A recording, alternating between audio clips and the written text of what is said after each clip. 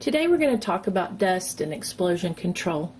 I know that many of you watching this video today don't actively work in the grain facilities. Maybe you only visit or haven't been out there at all, but it's still important that you understand the hazards that we're asking our employees to work in order to help to provide us a paycheck every week, and why it's so important and critical that we follow some key elements. We're specifically going to talk about housekeeping, preventative maintenance, dust explosions, and mechanical hazards. Regulations, specifically the grain handling regulations, identify many different things that they want to see happening in our industry. One of those is housekeeping. OSHA is very specific in 1910-272 that employers have a written, developed program for housekeeping. They want to make sure that we're establishing frequency and methods to best reduce accumulations of fugitive grain dust on all parts of our facility, including ledges, floors, equipment, and other exposed surfaces. And in addition to the housekeeping program for grain elevators, we have to address fugitive grain dust accumulations at what they're calling priority housekeeping areas. When we talk about priority housekeeping areas, we're looking specifically at the floor area within 35 feet of an inside bucket elevator, which would incorporate our concrete locations. The employer shall immediately remove any fugitive grain dust accumulations whenever they exceed 1/8 of an inch in the priority housekeeping area. To give you an idea of what that is, if you take a quarter out of your pocket and you lay that down, that's approximately 1/8 inch of grain dust. We have to assure and demonstrate through development and implementation of housekeeping programs that we provide adequate protection to our employees. So here's a picture of Imperial Sugar down on the Savannah River.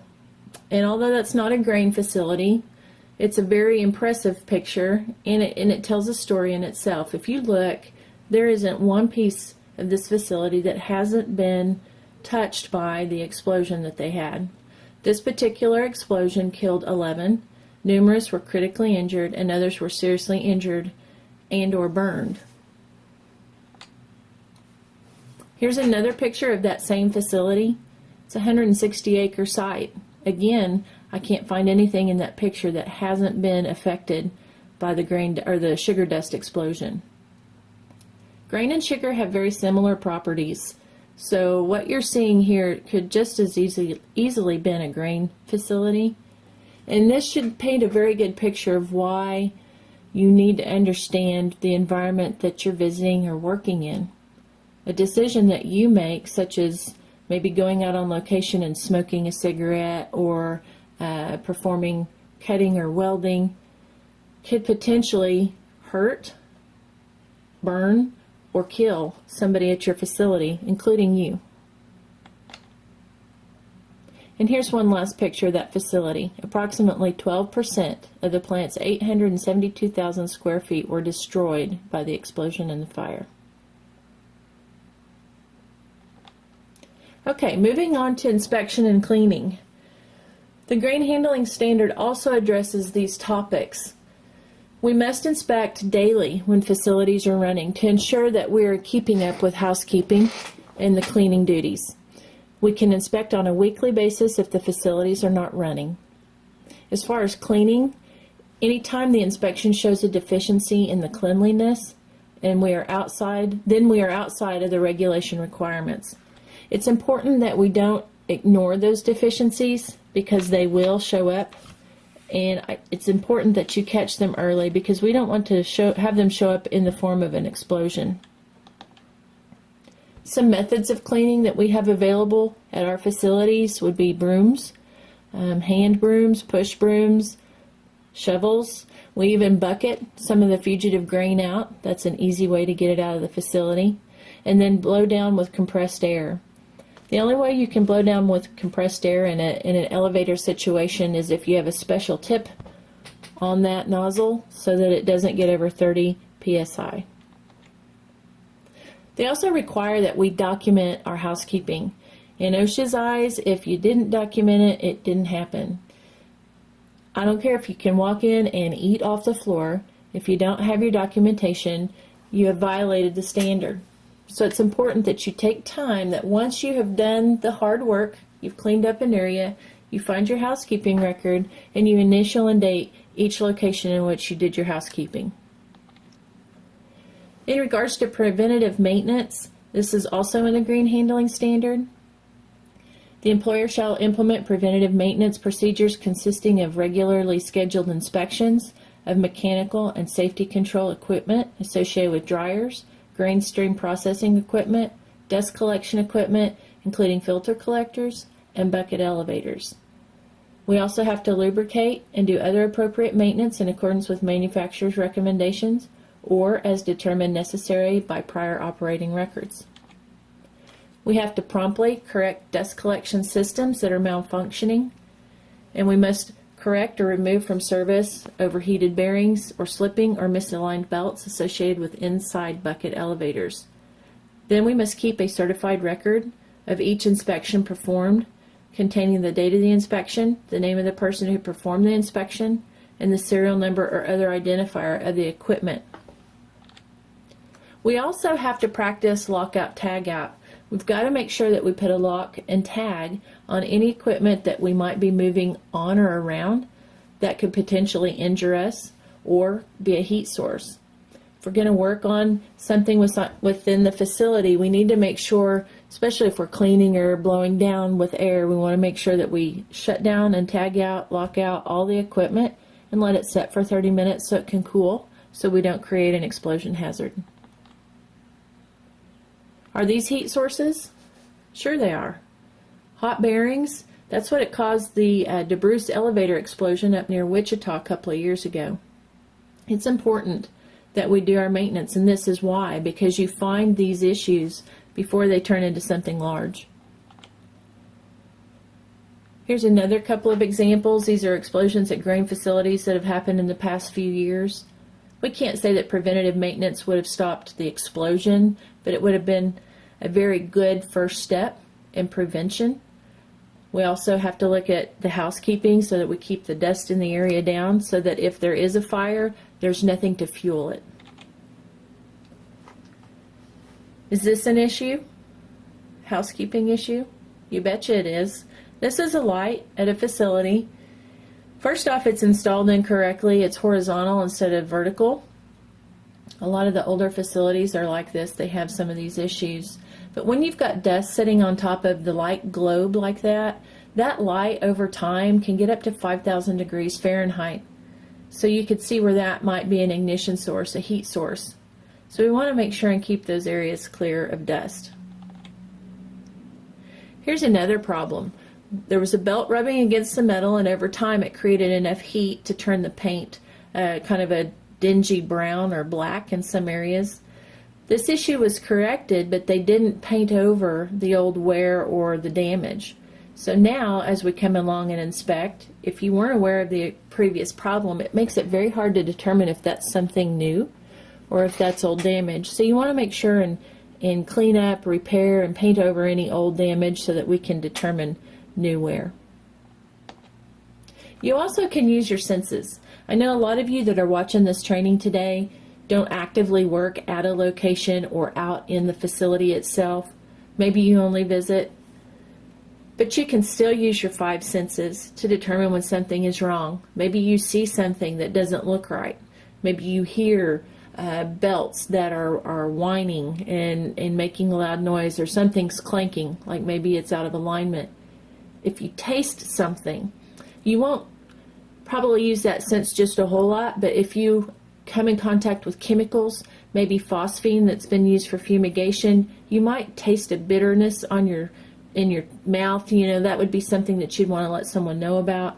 Your sense of touch, use that as well. You can feel to see if something's hot, or maybe try to feel for excessive vibration to see if something's out of alignment. You can also use your sense of smell. We can determine just from our nose when things are heating up sometimes, or you can smell fire. You can smell rubber burning. There's many different things that you can determine just with your sense of smell. Okay, so here's a diagram of just a general concrete elevator and how they're laid out. And what I want to talk to you about is a grain dust explosion itself. So let's start out, and we've got a heat source down in the bottom of the elevator, down in the leg.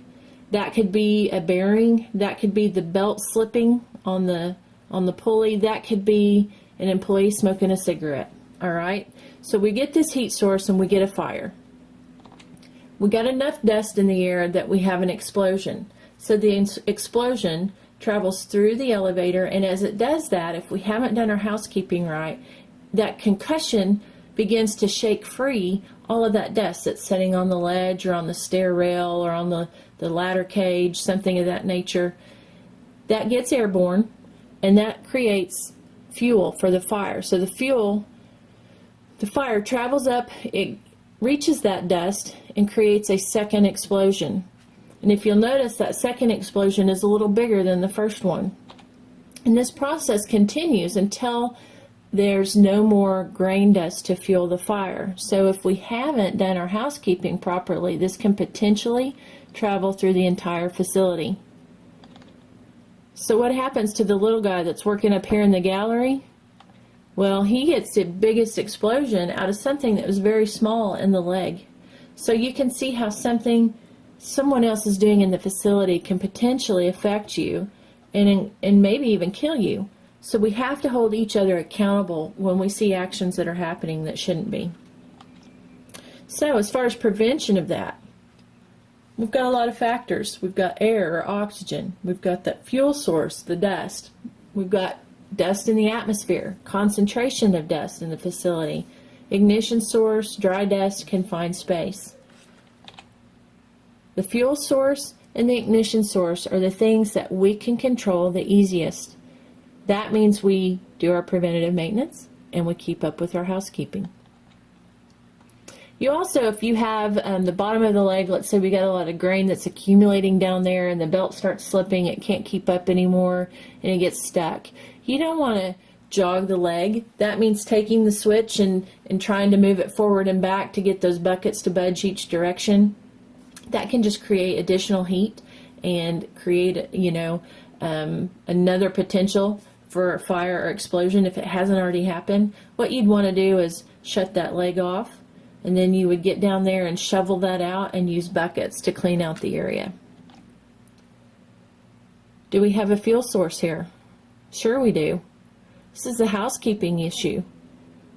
We get a lot of this that falls off the back of the belt. You want to get in there with buckets and shovels and get that cleaned out so that we don't have those bearings that are turning, generating that heat. We don't have them surrounded by grain or grain dust.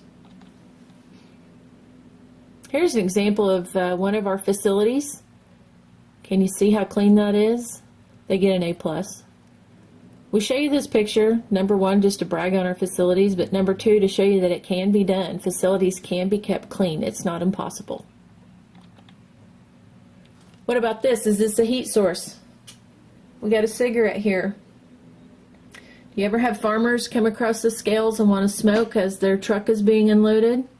Or maybe you as an employee take a smoke break and you go outside because you can't smoke in the building and you don't go to the designated smoking area.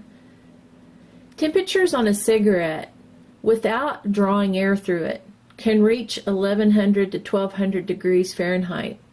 When you're drawing air through that cigarette, that increases to somewhere around 1300 degrees. Most definitely a heat source. What about welding? Is that a heat source? Sure it is. We want to make sure if we're welding or you see someone welding, maybe you don't know a lot about it, but you still need to know that they're required to have a hot work permit, or they need to do as much work outside of the facility as possible, outside of the elevator, and then take it in and maybe bolt it into place, or do very little hot work once they get inside in that atmosphere that could contain that grain dust. An incident like this can cost you your life. It can cost you pain and suffering. It can also cost that for your family. And it can be a tremendous expense to the company. Prevention is key. If we can eliminate the dust, if we can keep up with our housekeeping, if we can just do the preventative maintenance and not take the shortcuts, that keeps us safe and it keeps our coworkers safe. If you have any questions about this topic, please feel free to come visit me in the safety department or ask your supervisor, and we'll do our best to get you some help. Thank you.